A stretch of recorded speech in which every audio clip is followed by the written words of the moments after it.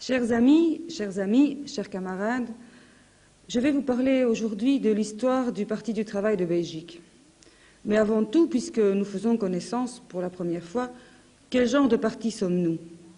Nous sommes un parti communiste, un parti révolutionnaire. Ça veut dire un parti qui lutte pour la suppression du capitalisme, pour l'abolition de l'exploitation de l'homme par l'homme. Ce que nous voulons réaliser, c'est le socialisme en Belgique. Une société où les travailleurs détiennent le pouvoir, exproprient le grand capital et organisent la production dans l'intérêt du peuple. Pour pouvoir réaliser ce but, les travailleurs ont besoin d'un parti qui réponde à 3 conditions. La première, ce parti doit avoir une ligne révolutionnaire. Pour cela, il doit assimiler l'expérience de la lutte de la classe ouvrière, ce que nous appelons la théorie marxiste-léniniste. La deuxième condition, c'est que ce parti doit avoir des liens profonds avec la classe ouvrière et les autres couches opprimées du peuple. Et la troisième, c'est qu'il doit disposer d'une organisation forte, solide, capable de résister aux épreuves et bien sûr nationale. Comment avons-nous travaillé à la construction d'un tel parti depuis notre naissance jusqu'aujourd'hui? Ce sont les grandes étapes de cette histoire, une expérience de près de 30 ans maintenant, que je vais vous raconter. On pourrait dire qu'il y a 3 grandes périodes dans l'histoire de notre parti. En schématisant un peu, vous avez la première période, les années 67-69 à l'année 79, qui sont la période de formation du parti. La décennie suivante, les années 80 à 89, la consolidation du parti dans la lutte contre les courants anticommunistes et les premières politiques d'austérité. Et puis la dernière, de 90 à nos jours, la lutte pour la révolutionnarisation du parti, pour renforcer sa capacité à se profiler comme le seul parti capable de diriger la lutte des classes dans notre pays.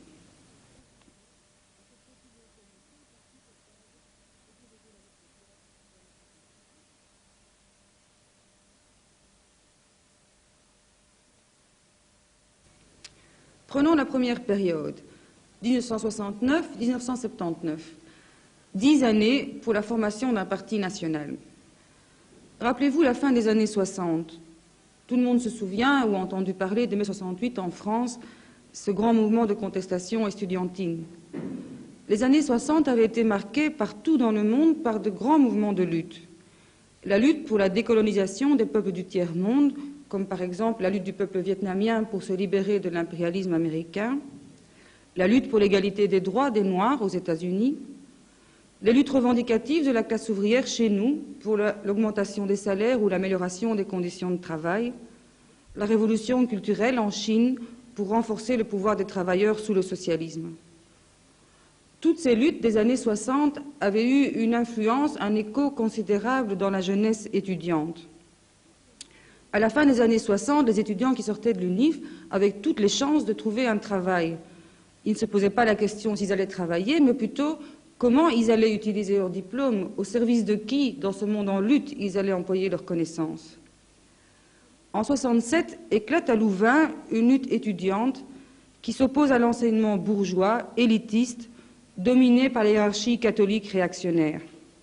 Le dirigeant de l'aile gauche de ce mouvement s'appelle Ludo Martens, c'est le président de notre parti aujourd'hui. Rapidement, cette aile gauche du mouvement étudiant ne conteste pas seulement l'enseignement, pas seulement les formes et le contenu de l'enseignement, mais la société capitaliste elle-même. Ils se rendent compte qu'il n'est pas possible de changer l'enseignement si on ne change pas la société et que donc il faut orienter le combat contre le capitalisme. Nous sommes donc à la recherche des moyens pour changer cette société. On peut se poser la question pourquoi les étudiants révolutionnaires en Belgique n'adhèrent pas au Parti communiste belge. Le Parti communiste belge, comme la plupart des partis communistes des pays capitalistes, avait déjà abandonné depuis longtemps la voie révolutionnaire pour changer la société. Nous pouvions nous en rendre compte immédiatement, d'abord parce que les partis communistes, comme en France ou en Belgique par exemple, s'opposaient au mouvement étudiant en les traitant de gauchistes. Nous pouvions voir que le Parti communiste n'avait pas d'autre politique que de chercher à tout prix une alliance avec le Parti socialiste, ce parti de gestion du système. Au niveau mondial, un grand débat avait éclaté entre, d'une part, le Parti communiste d'Union soviétique et les partis communistes de Chine et d'Albanie. Le Parti communiste chinois disait que Khrouchtchev, en 1956, avait trahi la révolution en défendant la thèse du passage pacifique, ce qui voulait dire concrètement, dans les pays capitalistes, faire la collusion avec les partis sociaux-démocrates, en prônant aussi la coexistence pacifique avec l'impérialisme américain, ce qui voulait dire dans les faits s'opposer aux luttes de libération du tiers-monde, ce que par exemple a fait le Parti communiste français en s'opposant à la libération de l'Algérie, ou notre propre Parti communiste belge, ici en Belgique, en défendant des thèses colonialistes sur le Congo. Nous avons donc opté pour la voie qui nous semblait la voie révolutionnaire, pour celle du Parti communiste chinois et du Parti du travail d'Albanie. Et alors nous avons décidé de commencer à étudier les théories que propageaient ces partis. Nous avons commencé à étudier les œuvres de Marx, d'Engels, de Lénine, de Staline, de Mao Tse-tung, d'Enver Hoxha. Nous avions donc commencé à réaliser une des premières conditions pour pouvoir former un parti communiste, c'est-à-dire avoir une théorie révolutionnaire, savoir quelle théorie il fallait appliquer dans notre pays. Mais ça ne suffit pas. J'ai dit qu'il y avait une deuxième condition pour former un parti communiste, c'est d'avoir des liens solides et permanents avec la classe ouvrière et les autres couches opprimées. Et en fait, nous avons été aidés par le hasard parce que, à la même époque, en janvier, février, 70, a éclaté une très grande grève au Limbourg, la grève des mineurs, où 23 000 travailleurs étaient en grève sauvage, comme on disait à l'époque. Ça veut dire que leur grève n'était pas reconnue par les directions syndicales. Et l'aile gauche des étudiants a décidé immédiatement de se joindre à cette lutte, de participer à la lutte des mineurs du Limbourg. Comme les ouvriers luttaient sans reconnaissance des directions syndicales, ils organisaient des comités de grève, des comités d'action ouvrière pour diriger leur lutte. Et nous avons donc eu l'occasion, en tant qu'étudiants révolutionnaires, de nous joindre à ces comités, de devenir à notre tour des porte-parole de la lutte ouvrière. C'était donc la première expérience de lutte commune entre des étudiants révolutionnaires et des ouvriers qui se battaient pour leurs revendications dans la lutte de classe. À ces comités d'ouvriers participaient parfois jusqu'à 400 ou 500 mineurs en lutte. Nous avons donc eu une expérience riche de lutte ouvrière sur le terrain. C'est ainsi que la deuxième condition, avoir des liens avec la classe ouvrière en lutte, pouvait être réalisée. En combinant les deux conditions, l'étude du marxisme-léninisme, l'étude d'une théorie révolutionnaire et la participation au mouvement ouvrier, nous nous sommes rendus compte qu'il était temps de réaliser la troisième condition, c'est-à-dire de disposer d'une organisation solide, implantée au niveau national, avec une discipline révolutionnaire sérieuse. Et nous avons tiré comme leçon, à la fois de notre expérience du mouvement étudiant, de l'étude de la théorie et de cette expérience dans la lutte de classe des mineurs du Limbourg, qu'il fallait commencer à construire en Belgique un nouveau parti communiste. Pour réaliser cette tâche, la première chose que nous avons fait, c'est créer un journal. Ce journal a été créé en 1970, il s'appelait à l'époque « Tout le pouvoir aux ouvriers ». On peut dire que c'est l'ancêtre de Solidaire que vous connaissez maintenant aujourd'hui. Pour pouvoir produire ce journal de manière indépendante, ce qui est important pour un parti révolutionnaire, nous avons lancé une grande campagne de soutien financier parmi les masses afin de pouvoir acheter notre propre imprimerie. Au cours de cette campagne, en 1975, nous avons récolté 2 millions, ce qui n'était pas mal pour l'époque. Et grâce à ce journal, nous avons pu commencer à faire un travail dans différents domaines dans l'ensemble du pays. Et pendant ces 10 premières années, on peut dire qu'on a appris à maîtriser tous les aspects de la lutte que doit mener un parti communiste pour préparer la révolution. Je vais en citer quelques-uns. En 1974, nous avons pour la première fois participé aux élections. C'était des élections législatives. Nous avons recueilli près de 20 000 voix, 19 800 voix. Il faut dire qu'à l'époque, le parti n'existait encore que dans la partie néerlandophone du pays. Et depuis, nous avons participé à toutes les élections, qu'elles soient communales, provinciales, régionales, législatives ou européennes. Le maximum de voix que nous ayons obtenu est 60 000 voix. Un autre aspect évidemment important du travail d'un parti communiste, c'est la participation à la lutte des classes. À l'époque, il faut dire qu'il y avait beaucoup de grèves spontanées pour les conditions de travail, pour l'amélioration des salaires, à Clabec, à Citroën, au Limbourg, de nouveau dans les mines. Et par exemple, Nous avons été le seul parti révolutionnaire actif dans la grande grève des mineurs d'Anvers et de Gand en 1973. Nous avons non seulement dirigé cette lutte, mais nous avons aussi organisé dans tout le pays des campagnes de solidarité avec les dockers en grève, de nouveau une grève non reconnue par les organisations syndicales. Un autre aspect important que nous avons fondé à cette époque, c'est les maisons médicales. Vous connaissez maintenant bien sûr les maisons médicales Médecine pour le peuple. En 1970, quand nous avons créé la première maison médicale à Hoboken, il s'agissait d'apprendre aux intellectuels du parti à servir le peuple. Je vous ai dit, à cette époque, les intellectuels se posaient la question « que faire avec son diplôme ?» Eh bien, nous avons donné une réponse concrète, utiliser son diplôme de médecin pour servir le peuple. Et le fondateur de la première maison médicale, c'était le docteur Chris Merckx, qui est aujourd'hui rédacteur en chef de notre journal Solidaire. Donc ces maisons médicales, ça a été important, très important pour faire connaître le parti dans tout le pays, parce que nous avons eu de nombreuses luttes avec l'ordre des médecins, mais surtout, avec ces maisons médicales, nous avons défini les principes de ce que c'est un intellectuel communiste. Les médecins devaient travailler à un salaire ouvrier, ils devaient participer à la lutte des ouvriers, ils devaient s'engager totalement pour le parti et ne pas rechercher d'intérêt personnel avec leur diplôme. Cette année d'ailleurs, en 1995, nous allons fêter les 25 ans de médecine pour le peuple et il y a maintenant 11 maisons médicales dans tout le pays et nous avons encore l'intention d'en créer d'autres. Un autre aspect important de notre activité comme Parti communiste, ce sont les campagnes que nous avons menées dès le début contre le racisme, parce que nous avons été immédiatement confrontés à différentes lois, la loi Major en 70, la loi Vranckx en 73, qui instaurait des discriminations à l'égard des travailleurs immigrés ou des étudiants étrangers. Depuis le début, nous nous sommes profilés comme un parti qui menait des campagnes politiques contre le racisme, qui organisait l'unité et la solidarité entre les travailleurs belges et immigrés, entre les étudiants belges et étrangers. Et enfin, un dernier aspect très important, c'est que nous avons toujours développé une activité de solidarité internationale, de soutien aux luttes de libération du tiers-monde. Dans ces années-là, c'était bien sûr la grande lutte du peuple vietnamien pour sa libération, nous avons pu fêter en 1975, ou la lutte du peuple palestinien contre l'État d'Israël. Donc, pendant ces 10 premières années, qui ont été, comme vous le voyez, très riches, on a combiné une pratique intense sur le terrain et l'étude du marxisme, et nous pensons qu'ainsi nous avons créé les conditions pour fonder un nouveau parti communiste. Il restait cependant un problème de taille, c'est qu'il existait en Belgique plusieurs organisations révolutionnaires se revendiquant du marxisme. Principalement du côté francophone, où notre organisation, qui était née dans la partie néerlandophone du pays, n'était pas encore implantée.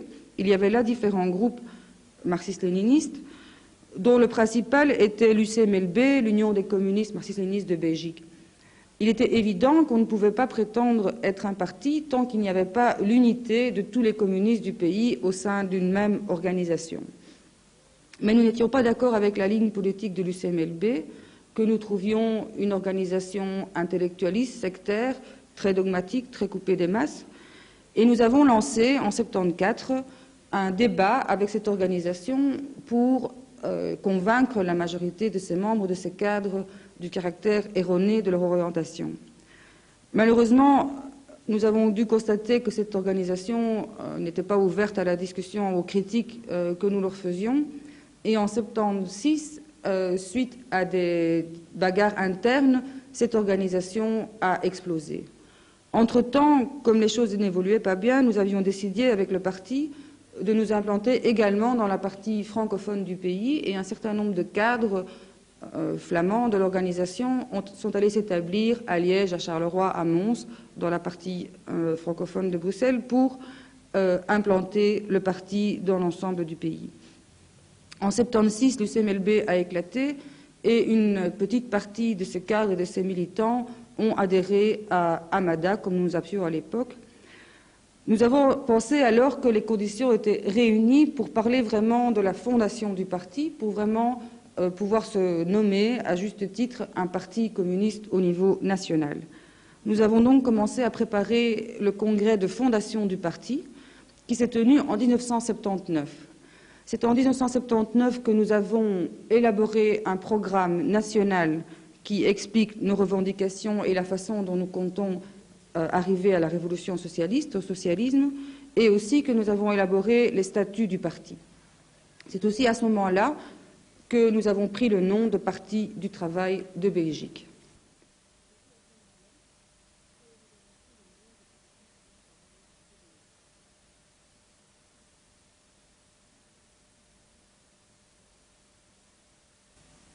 Nous voilà donc en 1979 avec la fondation, la création du parti dans son premier congrès. On peut dire que les années 79-89 forment la deuxième période de l'histoire de notre parti.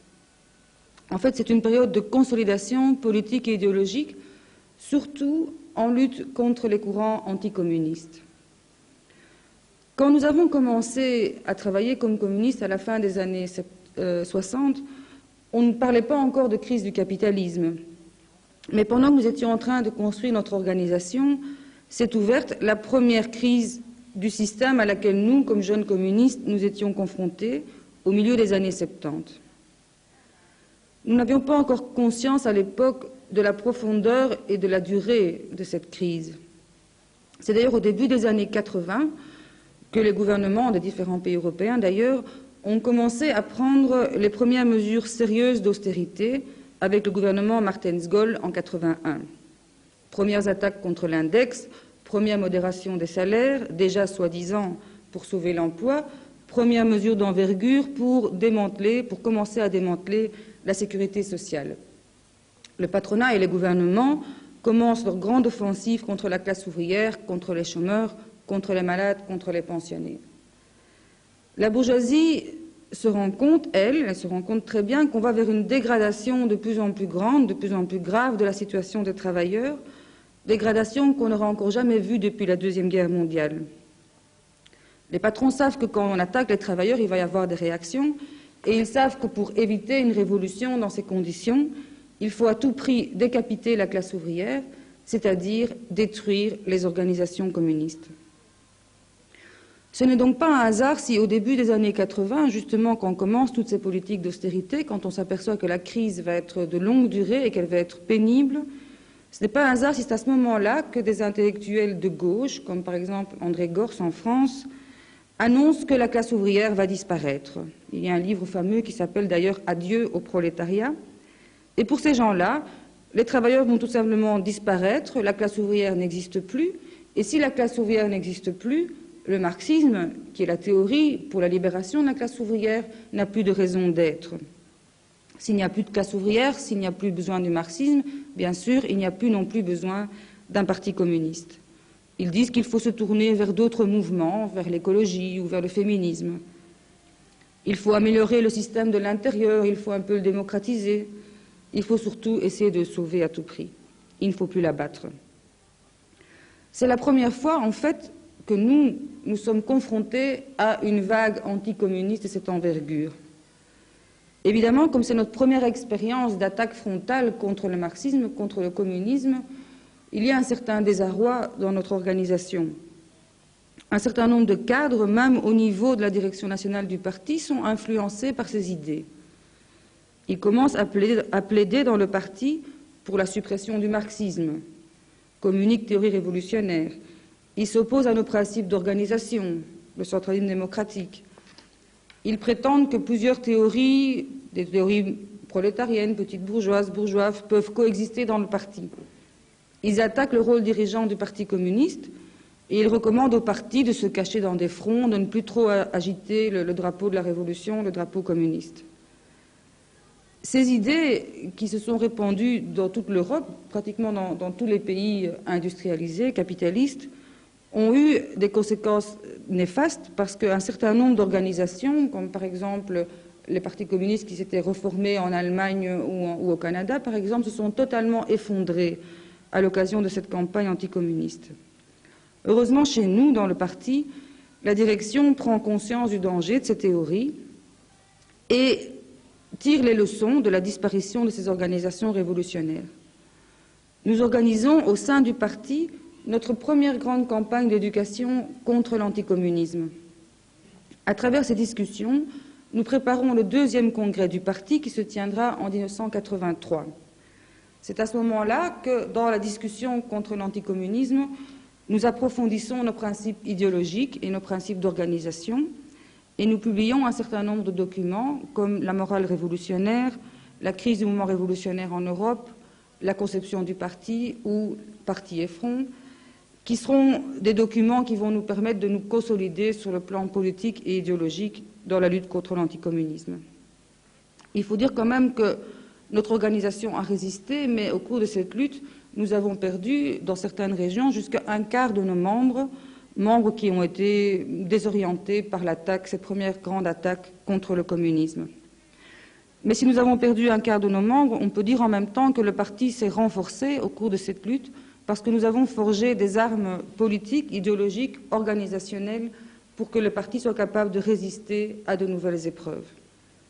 Grâce à cette expérience, nous avons appris à combattre l'influence de l'anticommunisme dans nos propres rangs.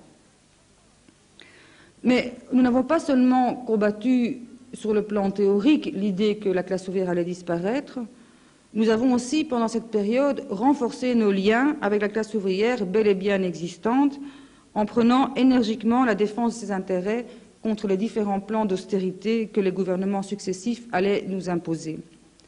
À chaque nouveau gouvernement, à chaque nouvelle attaque contre la classe ouvrière, nous avons publié des brochures qui ont été vendues à des milliers d'exemplaires qui analysaient la politique du gouvernement, qui mettaient les travailleurs en garde sur les conséquences de la politique de crise pour les malades, pour les pensionnés, pour les chômeurs, pour les travailleurs soumis à de plus en plus de flexibilité, par exemple. Et nous avons élaboré notre fameuse alternative en 6 points pour faire payer la crise aux riches. Pendant cette période, nous approfondissons aussi nos liens avec les organisations syndicales. C'est ainsi que le 3e congrès du parti s'est tenu assez rapidement, en 1987, où nous avons fait le bilan du travail dans la classe ouvrière et nous avons tiré la conclusion que, vu la façon dont les ouvriers sont organisés dans notre pays, il est très important pour le parti de faire un travail au sein des organisations syndicales. C'est cette expérience qui sera systématisée dans un livre que vous connaissez peut-être, qui s'appelle « Le temps travaille pour nous », où nous expliquons justement que la classe ouvrière, au lieu de disparaître, se développe, surtout si on le voit au niveau international, et qu'il est important pour les communistes de travailler à l'intérieur des organisations syndicales et d'y défendre une alternative révolutionnaire. Ainsi, pendant les 10 années qui ont suivi le congrès de fondation du parti, nous avons renforcé le caractère prolétarien de notre organisation, à la fois sur le plan théorique et sur le plan pratique. Cela nous sera bien utile pour affronter la 2e grande vague anticommuniste qui déferle sur le monde en 1989 à l'occasion des événements de Tiananmen, de Timisoara et de la chute du mur de Berlin.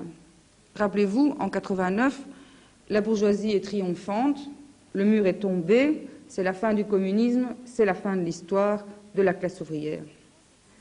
Mais vu notre expérience des années 82-83, cette fois-ci nous sommes armés pour affronter ces nouveaux mensonges. Nous savons que si la bourgeoisie fait semblant de triompher, c'est en fait parce qu'elle est minée par une crise de plus en plus grave qui l'affaiblit de plus en plus. Alors au lieu de céder au courant anticommuniste, nous relevons le défi et nous envoyons tous nos membres parmi les travailleurs pour défendre le communisme.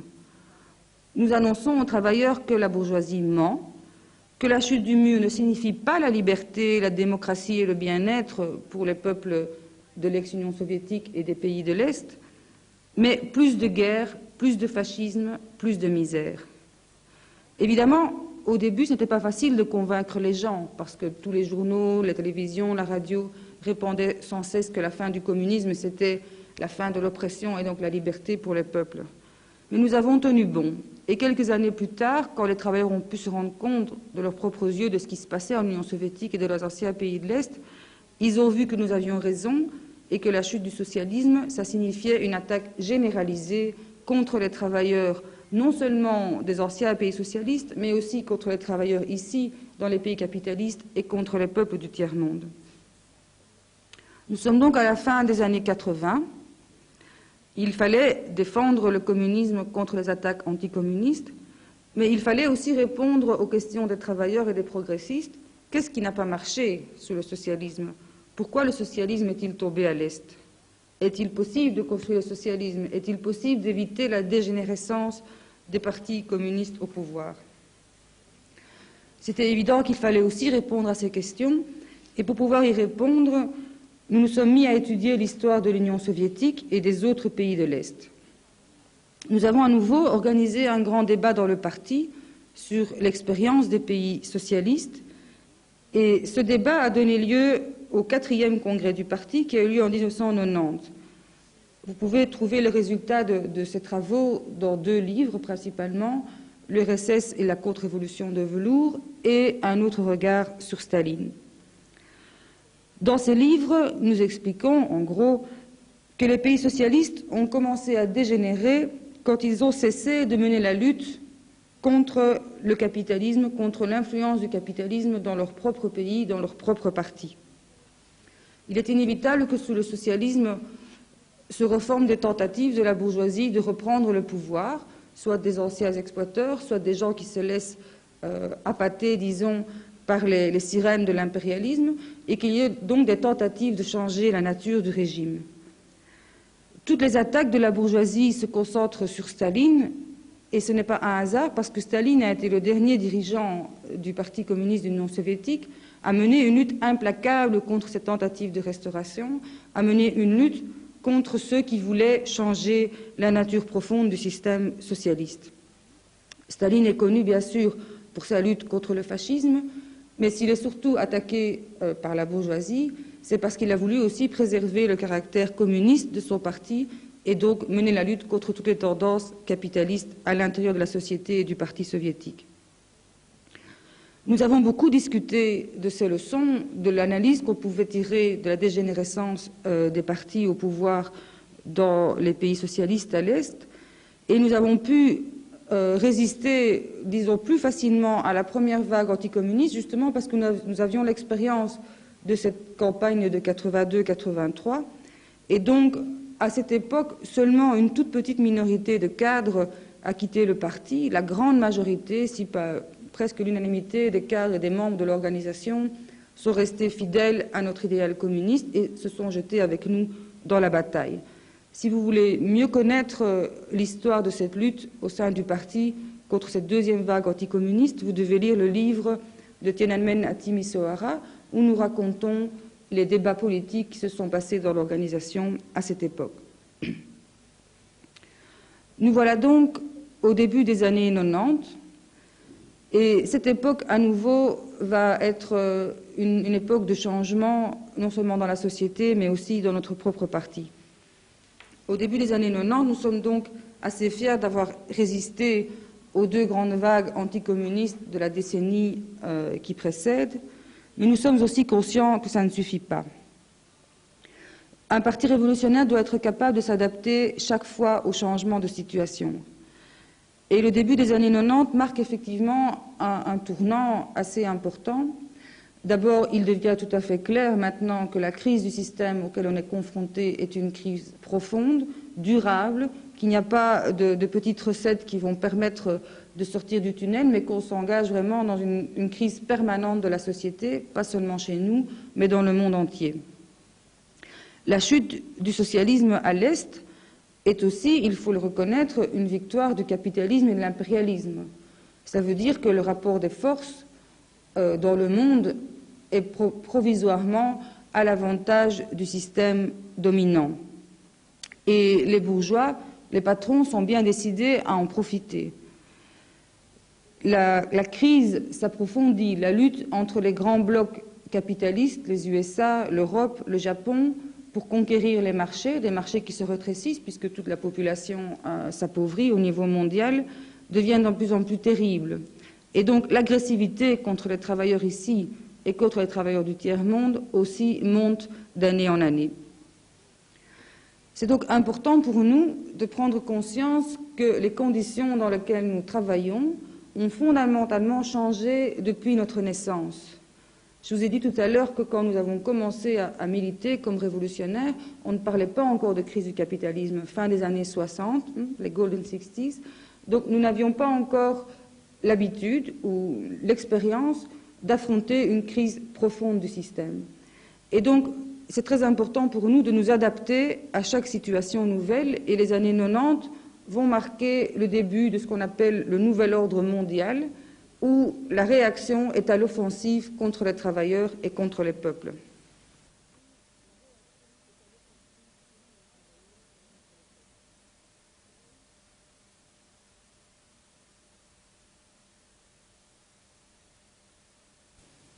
Nous sommes donc au début des années 90, c'est ce que j'ai appelé la troisième période dans l'histoire de notre parti, bien sûr la période qui va maintenant jusqu'à aujourd'hui.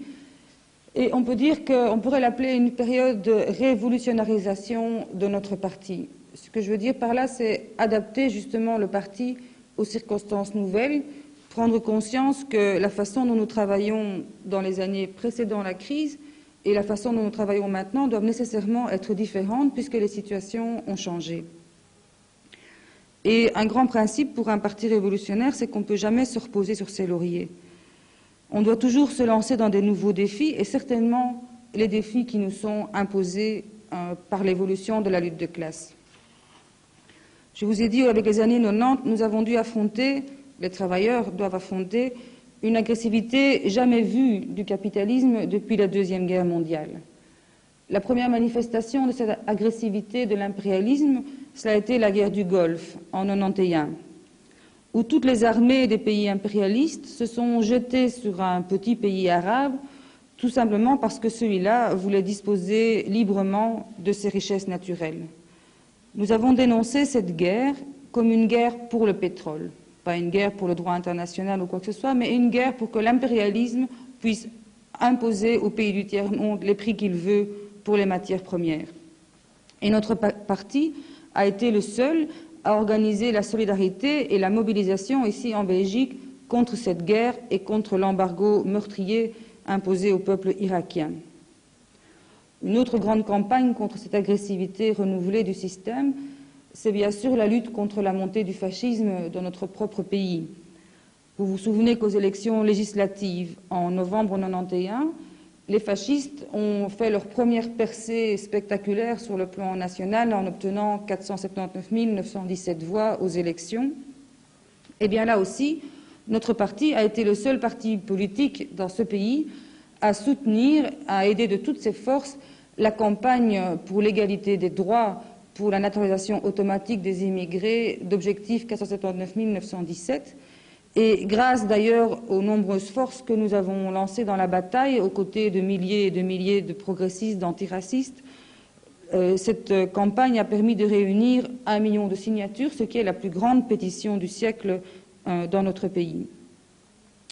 Quand la guerre a commencé en Yougoslavie, peu de temps après, notre parti a aussi été le seul à dénoncer le rôle prépondérant joué par l'Allemagne et les États-Unis dans l'éclatement de ce pays. Nous avons dénoncé la guerre en Yougoslavie, non pas comme une conséquence de la haine des peuples de Yougoslavie entre eux, mais bien au contraire d'une conséquence directe de la volonté de l'impérialisme allemand et américain par la suite de faire éclater ce pays de l'Europe pour justement pouvoir faire profiter à l'Allemagne de son expansion vers l'Est, vers la conquête de nouveaux marchés dans toute l'Europe. Sur le plan donc international, la Yougoslavie, le Golfe, sur le plan national, des mesures d'austérité de plus en plus draconiennes, un démantèlement de plus en plus rapide de la sécurité sociale, des salaires, des conditions de vie des travailleurs. Et en 1993, notre parti a été aussi le seul parti politique dans ce pays à soutenir la lutte des travailleurs contre le plan global, à aider les travailleurs et les organisations syndicales à organiser la première grande grève nationale en front commun, également depuis la Deuxième Guerre mondiale. Et dans cette lutte des travailleurs, nous avons pu voir déjà les résultats d'un travail de 2 décennies, c'est-à-dire que de plus en plus de délégations syndicales de travailleurs ont repris dans les manifestations, au piquet de grève, le mot d'ordre du parti, faire payer la crise aux riches. Contre la misère, contre le fascisme, contre la guerre, seuls les communistes aujourd'hui, seul le Parti du travail de Belgique donne un espoir aux travailleurs dans ce pays leur donne une perspective, la perspective de mettre fin à ce système en développant la lutte contre le gouvernement, contre le patronat, en développant la lutte jusqu'à la victoire des travailleurs, jusqu'au socialisme.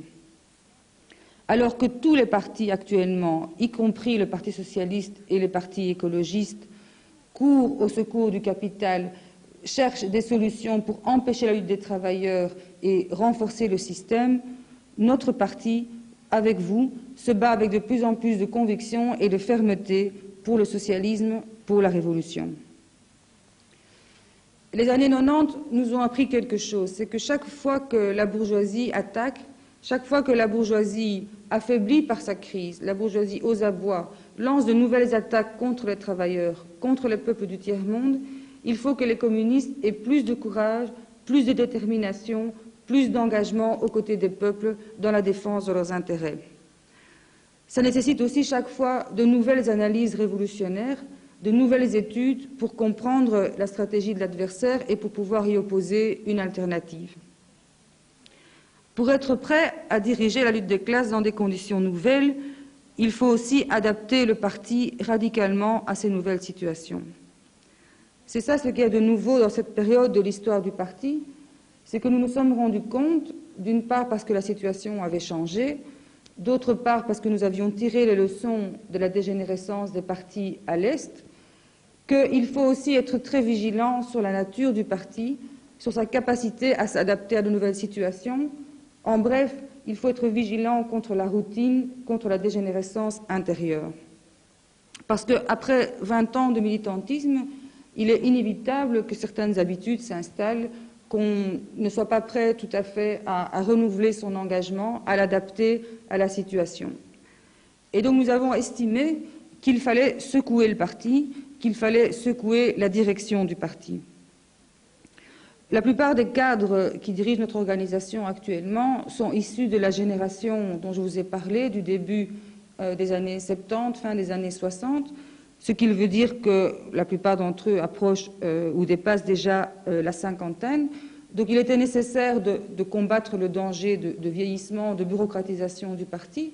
Et dans cette discussion, dans cette lutte, il était surtout nécessaire de former une nouvelle génération. Il est très important pour un parti communiste, ça aussi on l'avait tiré comme leçon de la dégénérescence d'autres partis communistes avant nous, que l'expérience qui est acquise dans certaines luttes soit transmise à une nouvelle génération qui n'a pas pu vivre elle-même cette expérience, mais qui doit pouvoir l'assimiler dans des combats nouveaux. Et donc nous avons lancé un nouveau débat dans l'organisation qui avait comme but de faire le bilan des organes dirigeants, de critiquer un certain nombre de fautes, de passivité, de routine, de manque d'ambition, de doute ou de capitulation devant l'agressivité de la bourgeoisie, et de former à travers ces discussions une nouvelle génération de révolutionnaires, une nouvelle génération de jeunes cadres. Parce que les jeunes cadres peuvent apporter au parti, bien sûr, plus de dynamisme, un nouvel engagement, plus de capacité à s'adapter aux situations nouvelles. Nous avons donc encouragé tout le parti à critiquer le travail des organes dirigeants afin de garantir la continuité de notre organisation révolutionnaire et de former cette nouvelle génération de cadres. Ce débat, il a abouti à un nouveau congrès du parti, le dernier en date, le 5e congrès du parti, qui s'est tenu au début de l'année 95 et qui a élu également une nouvelle direction et dont les textes seront publiés au printemps 96. Donc si vous voyez l'histoire du parti dans ces trois grandes périodes, vous voyez que les différents congrès du parti dont je vous ai parlé, 79, 83, 87, 90, 95, ont toujours été le résultat de luttes et de discussions très importantes au sein de l'organisation. C'est inévitable et c'est nécessaire parce que notre parti, n'importe quel parti communiste, vit au milieu d'un encerclement qui lui est hostile. Nous vivons dans une société capitaliste où toute l'éducation, les médias, le pouvoir appartiennent entièrement au patronat. Donc nécessairement, nous sommes influencés par des idées bourgeoises, par des idées de capitulation, et à chaque époque, chaque fois que la situation évolue, des nouvelles idées apparaissent dans le parti qui peuvent miner sa combativité, qui peuvent le rendre perméable aux influences de la bourgeoisie. Alors je vous ai raconté, bien sûr, dans les grandes lignes, ces grandes luttes, mais vous pouvez retrouver des traces écrites de toutes ces luttes dans les différents documents dont je vous ai parlé. Avec le dernier congrès, une des premières décisions que nous avons prises avec la direction du parti, avec la nouvelle direction du parti, c'est d'ouvrir le parti aux travailleurs. Vous avez vu que depuis la construction du parti, depuis ses débuts, nous avons dû mener de nombreuses luttes simplement pour la survie du parti, pour que le parti s'organise sur le niveau national, possède des statuts, possède un programme, résiste au courant anticommuniste. Et donc, beaucoup de notre attention a été attirée sur le travail du parti lui-même, la construction du parti lui-même. Mais ça ne suffit pas. Il faut évidemment que ce parti, cet instrument pour la lutte de classe, soit largement soutenu par les travailleurs, puisse intégrer de larges franges des travailleurs de la classe ouvrière. Donc nous avons fait la critique que, tel que le parti fonctionne actuellement, tel qu'il est organisé, on peut dire que c'est encore un parti de cadre. Et ce n'est pas ça que nous voulons. Nous voulons que le parti soit un parti révolutionnaire, qu'il garde son caractère révolutionnaire, mais qu'il soit aussi un parti des travailleurs et que la base du parti, les organes de direction du parti, soient de plus en plus remplis par tous les travailleurs qui veulent lutter contre ce système, qui veulent un changement de société, qui veulent le socialisme. Nous avons donc décidé de modifier la façon de travailler du parti et d'ouvrir les portes de nos unités de base à tout travailleur qui veut lutter pour le socialisme. Si vous m'écoutez aujourd'hui, c'est sans doute que vous avez déjà lu la petite brochure que nous avons réalisée, Adhérer au PTB, et nous comptons sur vous pour la faire connaître autour de vous, pour organiser vous-même d'ailleurs des séances de ce type où les travailleurs peuvent connaître et prendre connaissance avec notre parti, organiser des soirées d'information.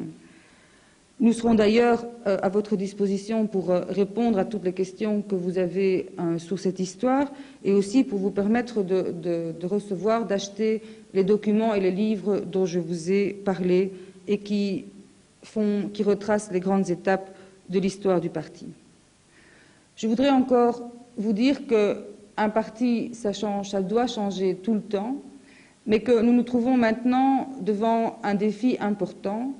Je vous ai dit que nous avons, depuis le début des années 80, entamé une lutte de grande envergure contre la politique d'austérité des gouvernements occidentaux.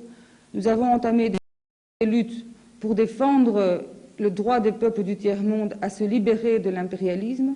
Et nous savons que la situation vers laquelle nous allons avec les travailleurs de ce pays, avec les peuples du monde, sera une situation de lutte intense, de crise profonde. Mais nous savons aussi que si nous sommes confiants dans nos capacités, si nous restons sur une voie révolutionnaire, nous serons capables de diriger ces luttes vers le socialisme. Nous serons capables de faire en sorte que tous les sacrifices qui sont imposés à ces travailleurs, nous pourrons les retourner contre ceux qui nous imposent ce sacrifice. Nous pourrons transformer la colère, le désarroi des travailleurs aujourd'hui en une lutte radicale contre ce système. Pour cela, nous avons besoin de vous. Pour cela, nous avons besoin que de plus en plus de travailleurs, de chômeurs, de pensionnés, de malades, tous les exclus du système, tous les gens qui sont opprimés, exploités par ce système, qu'ils puissent trouver dans notre parti un instrument pour leur lutte. C'est pourquoi je fais un appel. Si vous avez aimé cette histoire du parti, si vous retrouvez là-dedans les principes auxquels vous aspirez, les principes de justice, de fin de l'exploitation, les principes de donner le pouvoir réellement aux travailleurs, aidez-nous. Adhérez à notre parti, donnez la petite brochure, adhérez au parti à vos camarades de travail, à vos camarades de loisirs, à vos amis, à votre famille. N'hésitez pas à nous contacter, n'hésitez pas à poser des questions sur notre programme, sur nos statuts, sur notre histoire, et je suis sûre que dans les années qui viendront, le Parti du travail de Belgique deviendra un grand parti qui aidera les travailleurs à remporter des victoires dans la lutte de classe et que tous ensemble, nous nous battrons pour le socialisme, pour le pouvoir des travailleurs ici en Belgique. Je vous remercie.